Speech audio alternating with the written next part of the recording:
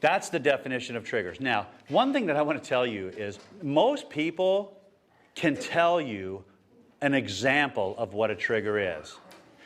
But many people can't tell you what makes a trigger a trigger. In fact, there's many people that work in this profession that aren't like, they don't really teach what makes a trigger a trigger. And if we don't know what makes a trigger, the only thing that we can teach you to do as a patient is to avoid triggers, right? If we don't know what makes them a trigger, how are we going to recover from triggers, right? So if we don't know what makes it a trigger, we can't recover from them, and then the only thing we're left with is to teach you how to avoid them.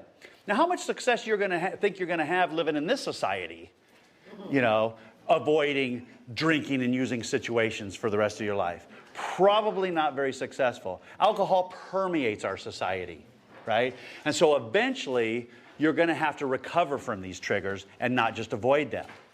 You might be saying, recover from them? You can actually recover from triggers? Yes, and we're going to show you in just a minute.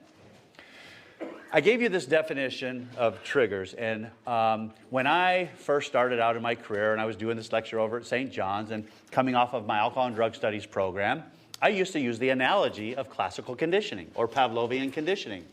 Then I went to school and got a degree in psychology, and found out it's not an analogy at all. It's exactly what it is. This is Pavlovian or classical conditioning in its purest form, right? You ever heard of Pavlov's dogs?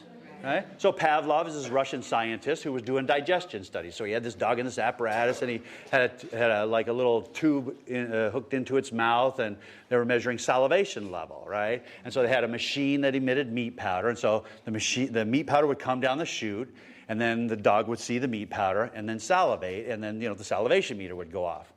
Well, one day, Dr. Pavlov, wearing his lab coat, walks into the lab, and all of a sudden, the salivation level starts going off, and they didn't even show the dog the meat powder. So Pavlov's going, wow, isn't that interesting? There seems to be some connection made between me and the meat powder. So he decided to study this. So it changed from a digestion study into like a psychological study, really. And so what they did was they tried to emulate this. So they added a third variable, right, which was a baritone. We'll just call it a bell. So what they did was they tried to make a connection, the same kind of connection between the bell and the meat powder, right, to see if the dog would still salivate. So what they did was they rang the bell, presented the meat powder, and the dog salivated. And they did this repeatedly. Bell, meat powder, salivation. Bell, meat powder, salivation. And what they eventually found is they could ring the bell, not present the meat powder, and the dog would still salivate, right? So for our purposes, the bell was the trigger.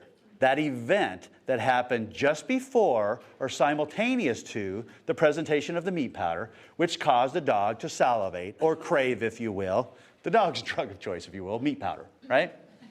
So what we're trying to do is help you figure out, what is your bell, right? What is that event that happened just before or simultaneous to your use that activates the craving cycle, okay?